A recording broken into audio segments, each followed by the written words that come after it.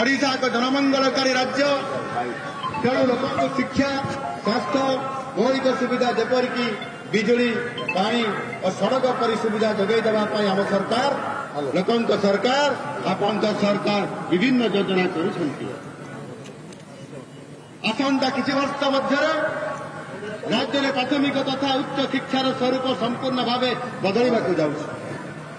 किसी दिन पूर्व बालपुर ठारे मां भगवती आशीर्वाद नहीं गोदावरी मिश्र आदर्श प्राथमिक विद्यालय भित्तिप्रस्तर स्थापना करी। आदर्श प्राथमिक विद्यालय आसंता दिन में देश एक मॉडल होगा जाऊँगी।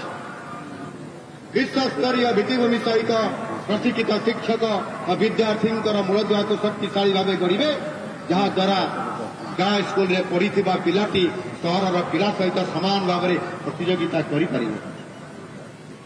व्यतीत आम राज्य में नूतन जातीय शिक्षा नीति 2020 जहाँ शुद्ध राजनैतिक कारण लागू कर वर्तमान कार्यकारी हो सारी आम सरकार देशर हाथ गणती किसी राज्य मध्य अन्यतम जो मैंने मोट बजेट 14% रु अधिक खर्च कर आपण मैंने जापारे गुणात्मक शिक्षा आम सरकार प्रतिबद्धता रंगमरा विद्यालय नुहे प्रकृत विश्वस्तरीय भित्तिभूमि संपन्न विद्यालय निर्माण होउछि।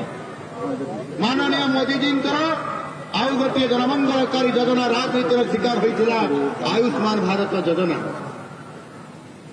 आम सरकार आसवा पर यही योजना को आयुष्मान भारत प्रधानमंत्री जन आरोग्य योजना एवं गोपबंधु जन आरोग्य योजना भाव प्रणयन कर देशर वरिष्ठ नागरिक आयुष्मान वयोबंदना योजना प्रणयन होइछि।